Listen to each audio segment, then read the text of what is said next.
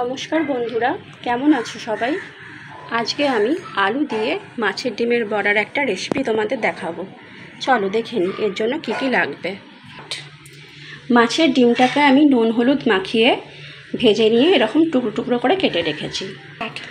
আর লাগছে আলুটাকে আমি এরকম করে কেটে রেখেছি, একটা টমেটো, দুটো মিডিয়াম সাইজের পেঁয়াজ, আদা বাটা রসুন বাটা, আর এর মধ্যে কিছু গুঁড়ো মশলা আছে, ধনে গুঁড়ো, জিরে গুঁড়ো, অল্প একটু শুকনো লঙ্কা, কাশ্মীরি লঙ্কা রং হওয়ার জন্য, আর হলুদ আমি জল দিয়ে এভাবে গুলে রেখেছি, আর দুটো কাঁচা লঙ্কা। আমরা ঝাল অল্প খাই, কেউ যদি বেশি ঝাল খাবে মনে করো তাহলে ঝালের পরিমাণটা নিজেদের পছন্দ মতো বাড়িয়ে নিতে পারো। মাছের ডিম ভেজে নেওয়ার পর কড়াতে যে তেলটা আছে তার মধ্যে আরও কিছুটা তেল দিয়ে আমি আলুটাকে ভালো করে লাল লাল করে ভেজে নেব।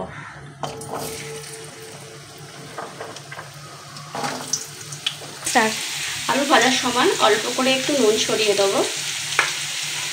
এইভাবে আলুটা আমি লাল লাল করে ভেজে নেবো ভালো করে। এবার আমি আলুগুলোকে ভেজে তুলে নিচ্ছি। এবার এই তেলেই আমি পেঁয়াজ কুচি দিয়ে ভেজে নেব।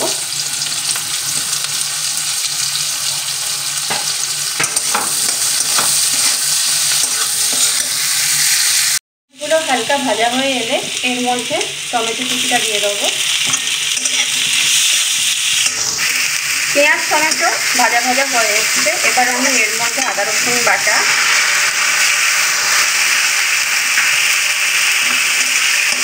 আর গোটা মশলাটা দিয়ে দেবো।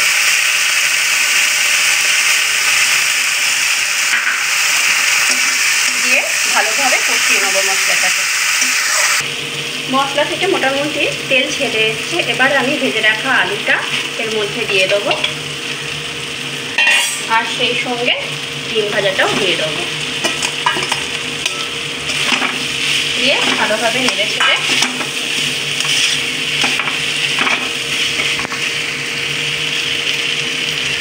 দুটো কাঁচা লঙ্কাও দিয়ে দিলাম, ভালোভাবে নেড়ে ছেড়ে নেবো।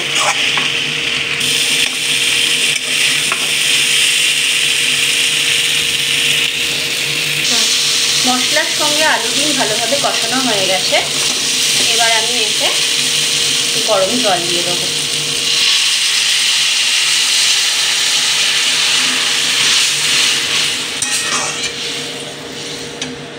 এই সময় এতে আমি প্রয়োজন মতো নুন দিয়ে দেবো।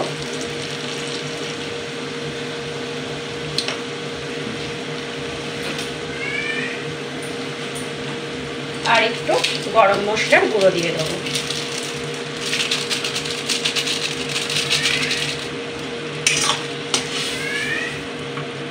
তারপর আমি 5 মিনিটের জন্য ঢাকা দিয়ে দেবো।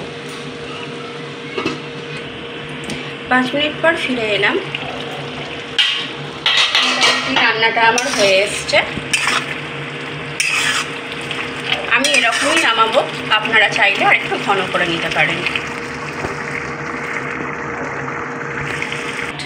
রেডি হয়ে গেল আমার আলু দিয়ে মাছের ডিমের বড়ার ঝাল। রান্নাটা কেমন লাগলো অবশ্যই জানাবেন।